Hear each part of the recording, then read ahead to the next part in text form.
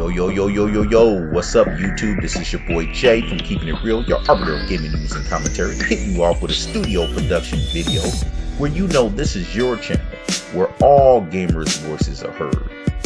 With your boy Jay, always dropping the word. Keeping them other gaming YouTubers like, what you heard? And where you always know, we always keep it all the way real.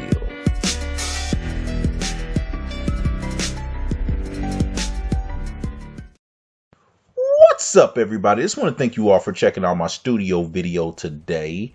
And man, I wanted to do this is going to be an interesting video on basically showing the flip side of what it would look like if the Xbox X was the PS4 Pro. If basically the PS4 Pro was in a place of where the Xbox X is. If instead of it being Microsoft that's announcing something like this, the most powerful console, being completely backwards compatibility, being true 4K, 60 frames, and already having over 100 titles already ready to go at launch. If that was the Pro in that position, I wanted to talk about what would be some of the differences that you think we would see when it comes to how the gaming media would respond, when it comes to how just, you know, fanboys and also just gamers in general, what the responses would be. So, man, I want to start out by saying, setting this up with basically it's under the same pretenses. Okay, so but it's all Sony. So Sony announces a Slim, but their Slim is not only just a slimmer version of the original PS4. No, it's a Slim that's gonna be coming with a 4K Blu-ray player, a Slim that's gonna upscale all of your games to 4K, and a Slim that is even smaller. Obviously it's a Slim, so it's still even that much more smaller than the original PS4. And it's also you know, basically it improves on everything on the PS4. It comes with a slightly faster and a better interface that's more intuitive and faster than the original PS4, and also of course it's going to have HDR support that the PS4 is not going to have. So it comes with all those things, and it's just a slim version. So imagine what it would be for Sony. You think about this, that for Sony doing something like that, that slim version would now become the most sought after version of the PS4, right? Now it just would be, oh man, the PS4 just got that much better. Man, I gotta go pick me up one to go get that new slim version. Wow, with an Ultra 4K Blu-ray player, it's gonna upscale even your games to 4K. That's awesome. And it comes with HDR support. Cool. And it's still smaller than what the original PS4 was. So I gotta go get mine. Imagine how much of a big thing that'd be. Imagine the media. You wouldn't hear the end of it from the media. They would be talking it up from here to Kingdom Come of how great this is. Man, a master improvement on what was already the best console. And now here they go at it again. Look at how innovative they are. Look at how great they are, man, to do this, to drop this jewel on us. Wow. I mean, it would be amazing. You wouldn't hear the end of it. The fanboys would be gloating to hear to come. Like, yeah, I guess we're going to do another 60 or 50 million on this console as well. So, you know, I already got a PS4, but I'm going to go out and just go buy another one just to buy it. Because now I'm to go along with my 4K movies that I want to watch. I mean, look, they already did it with the Blu-ray. Now they're doing it again with now the 4K Ultra Blu-ray disc. So this is great. You know, you would hear all this stuff about, you know, how great they are, this and that. And remember now, that would only be just their slim version. So then imagine they dropped their slim version. Everything is great. They're loving it. The very next year, okay, or let's not even say the very next year. Let's just say 6 months after that, there's some little rumblings or little leaks that there could be an even more powerful console that they're going to do for a mid-gen release. Okay, and people hear about that, and then they come out on a event and announce it. That look, yeah, you guys know we already did this with the slim version, but now we're about to come out with a way more powerful console than that. We're going to come out with a console that is true, that can do true native 4K and possible 60 frames per second as well. And that is going to be backwards compatible to games all the way going back to the PlayStation 1. Right? And imagine once they announce that we're about to do the most powerful console ever made, 6 teraflops, 12 gigabytes of RAM, a console that's capable of doing 4K 60, and it's going to be backwards compatible to every PlayStation game ever made. Imagine what would happen when it comes to the media, what they would be saying. You already know at that point, Xbox would be an afterthought. They would be saying, Xbox, you guys need to just ship up and go home, because wrap it up. Your business is over. It's done. Because Sony is taking over the world. Okay, so it's time for Xbox to go ahead and wrap it up and just call it a day. Yeah, you guys had it. It was a good one while you could last, but it's pretty much over. It's a done deal. It's a wrap. You might as well say bye-bye, because now it's completely and utterly over. I mean, you imagine, and here's the crazy thing. I wasn't speaking for what the fanboys would just say. No, I'm speaking for what even the media would be saying. I can guarantee you, even the media would be doing article after article, story after story about, is Microsoft in trouble? Do they need to, to close their doors and just quit while they're not ahead?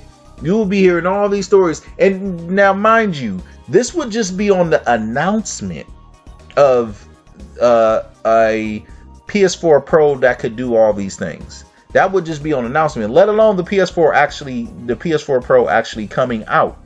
This would just be on the announcement. You would already be getting calls for Microsoft to shut down the Xbox, or should they be selling it off. I mean, this is what you're hearing this now, just over a delayed game. So imagine if the PS4 Pro could do what the X could do, what you would be hearing. And so I just wanted to give you that side of it, just to look at what you would be seeing if it was on the other side, and to let you see the fact that that's the difference. That's the difference. If it was Sony coming out with this, they would be the greatest company ever, and it would be time for all other companies to pack up their bags. But when it's Microsoft, somehow it's, oh, well, no, that thing ain't, we'll see. It's probably a niche thing. Oh, it's too expensive. Oh, well, yeah, well, we'll see if it can really do 4K, actually. Oh, it can't really do, that's not native 4K on all games. Oh, they said all games, even though they didn't. They never said that. But oh yeah, it's all game. It's every excuse in the world. But what about their exclusives? Oh, look, it's not having Crackdown. Oh, it's every excuse in the world. Even though most of the games people are going to be playing are multiplats. All of a sudden now you're so concerned with exclusives. Oh, it's all about exclusives. It's always moving the goalpost to whatever is going to benefit your argument. We get it. But that's what it would be. That's what it is for Microsoft.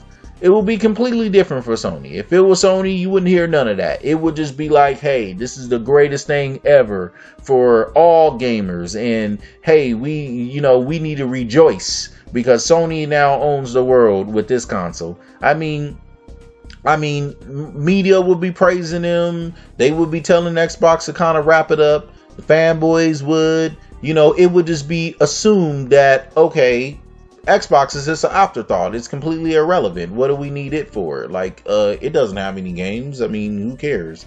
You know, it's irrelevant. You know, just because the Pro is doing 4K 60 now, and it actually has actual 4K assets, and it's gonna get the PC version of these games. It would be the greatest ever. So, you know, I just want to do that to point out what the double standard would be. That, I think that really illustrates the double standard for anybody who has any sense, or to see how biased the gaming industry is against Microsoft. That would be the double standard. You know what I mean? It's like when it comes to Sony, they can't do any wrong, and they're the best. You know what I mean? No matter what. And when it comes to Microsoft, they do all these great things, but it just, you know, they don't get the credit for it. I mean, they barely get half the credit, not even half the credit of what Sony would get if it were to do that.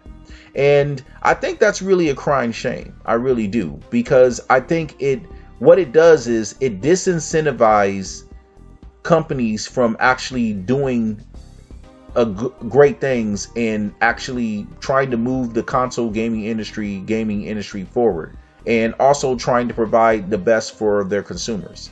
It disincentivizes them to do that. And I think that's the total monumental failure when it comes to fanboys. What they don't get is that, you know, we need these companies to be competitive with each other.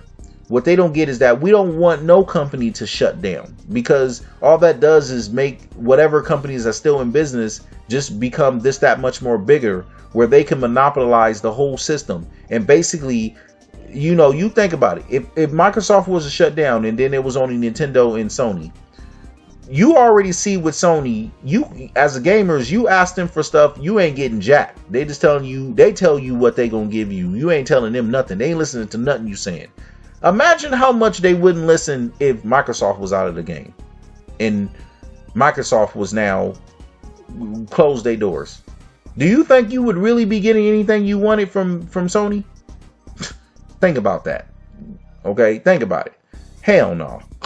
Like, and think about how the fact that the things that Sony is opening up on and little by little trying to do more on, you got to understand that the things that they are doing is only based off of the pressure they're getting from companies like Microsoft.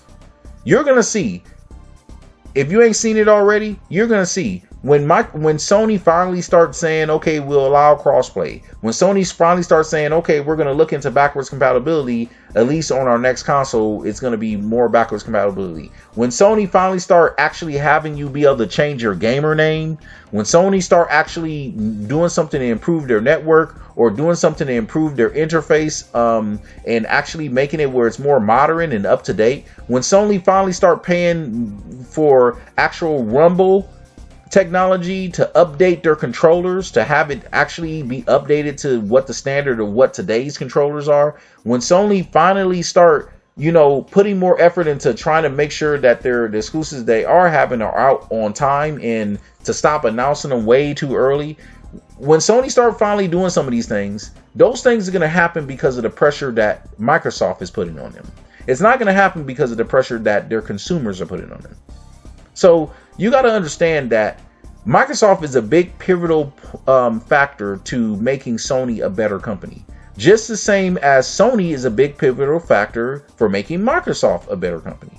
So when fanboys sit there and talk all this crap and BS, all they're doing is hurting their own self, and they're hurting the gaming community. And this is the reason why, in the gaming industry as a whole, and this is the reason why I'm so anti, you know, all that fanboyism and stuff. Like, I'm so anti it. Like, I just don't like it at all. I mean, you can come at me if that's how you is. Okay, it's fine. That's you. I mean, I try to, you know, not judge people when it comes to, if you're a fanboy, that's fine.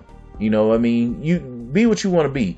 But when it comes to you actually, you know, not standing up for stuff that you know is wrong that a company's doing, that's what I got a problem with. When you start doing that and you start ignoring that fact, and you start letting companies get away with just treating gamers any way that they want to, I think that's what I majorly have a problem with. And that's when you got to start asking yourself, am I doing myself justice as a gamer when I'm doing this? And you really got to start asking yourself some hard questions.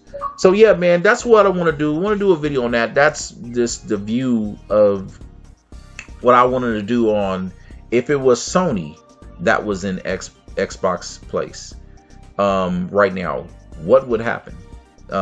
So yeah, man, that's my video on that. I want you guys to go ahead and hit me up in the comment box. Tell me what you think. You tell me, you know, what would you think would happen? You know, if it was the PS4 that was in the Xbox X's place right now, what do you think it would happen in when it comes to the media and when it comes to the, you know, gamers in general? All right, man. All right, that's going to be it for this video, man. Go ahead and make sure you like, share, subscribe if you dig your boy's content. And until the next time, this is Jay. I'm always keeping it real, and I'm gone.